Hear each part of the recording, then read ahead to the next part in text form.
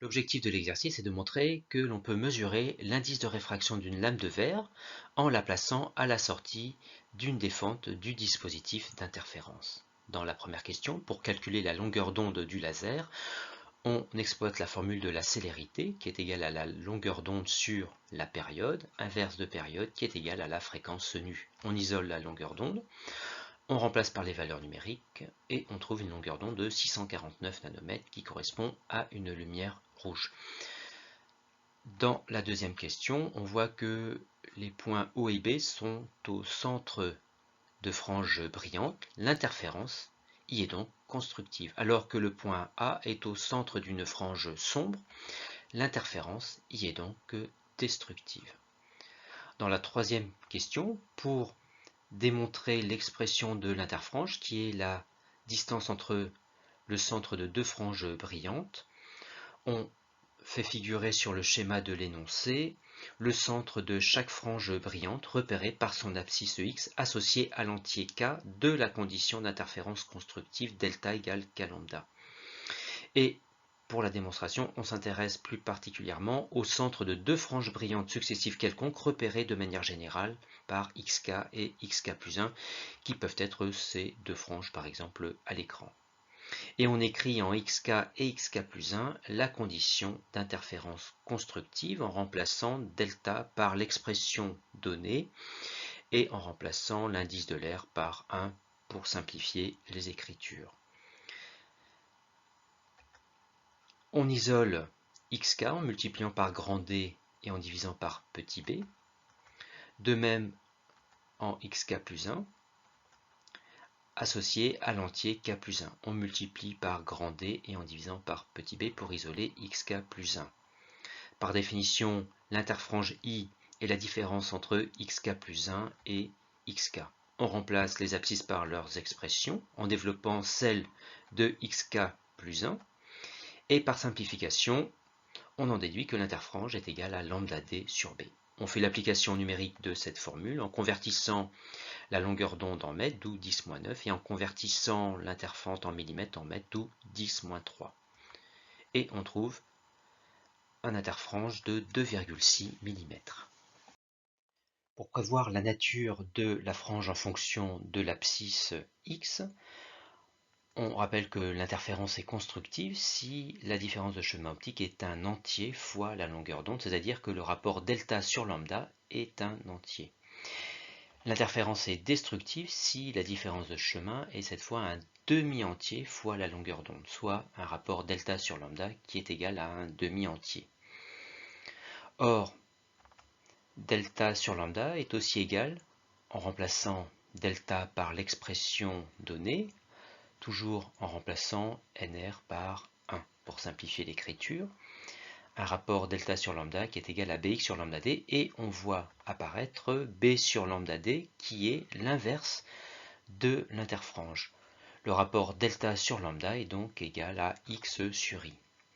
Et donc une interférence constructive si on a également un rapport x sur i qui est un entier. Et de même pour l'interférence destructive si le rapport x sur i est un demi-entier. Il suffit donc de diviser chacune des abscisses par l'interfrange qui a été calculée précédemment. Pour 1,30 cm, le rapport des deux x et i convertis dans la même unité donne un entier égal à 5. L'interférence est donc constructive, la frange est donc brillante et correspond à la cinquième frange après la frange centrale. X étant positive, la frange brillante se trouve donc à droite ici sur la photographie. Pour une abscisse X de moins 2,21 cm, le rapport donne moins 8,5, c'est-à-dire un demi-entier. La frange est donc sombre, car l'interférence est destructive. Le signe négatif signifie que ce point se situe à gauche du point O sur la photographie, et cette abscisse correspond à un point situé entre la 8e et la 9e frange brillante, au-delà de la frange centrale. Dans cette deuxième partie de l'exercice, on s'intéresse à l'influence de la lame de verre placée devant la fente F1. Sans cette lame, la frange centrale brillante se trouve en haut et elle correspond à l'entier K égale 0 de la condition d'interférence constructive delta égale K lambda, soit une différence de chemin optique nulle, ce qui est confirmé par le fait que les deux rayons issus de F1 et F2 ont parcouru la même distance dans le même milieu, ici l'air. Mais lorsqu'on interpose la lame, la même frange brillante, c'est-à-dire pour K égale 0, s'est décalée du côté de la lame. En effet, le vert de la lame entraîne un ralentissement de la lumière et pour compenser ce retard, le rayon issu de F2 parcourt alors une distance dans l'air plus grande. Ainsi, la différence de chemin optique entre les deux rayons reste nulle lorsqu'ils atteignent la frange centrale située au-dessus du point O.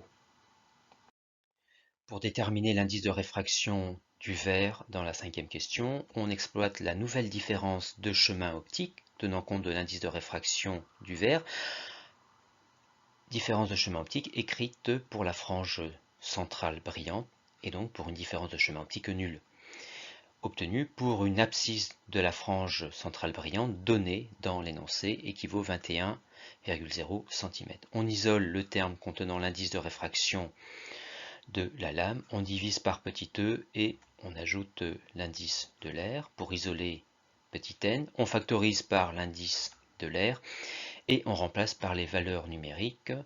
Toutes les distances sont ici converties en millimètres. Et on trouve un indice de réfraction de 1,53 qui correspond à un verre ordinaire. Ce verre ne correspond donc pas au flint. Pour savoir si l'interfrange a été modifiée par la lame, on refait le raisonnement précédent en écrivant les conditions d'interférence constructive en xk plus 1 et xk avec la nouvelle expression de la différence de chemin optique. Ici, xk plus 1 associé à l'entier k plus 1 et ici xk associé à l'entier k. On retranche les deux lignes. Le terme contenant l'indice de la lame disparaît. On factorise le membre de gauche par b sur grand D pour faire apparaître ici l'interfrange petit i qu'on isole, lambda d sur b, expression identique à la situation sans lame. L'interfrange est donc inchangée.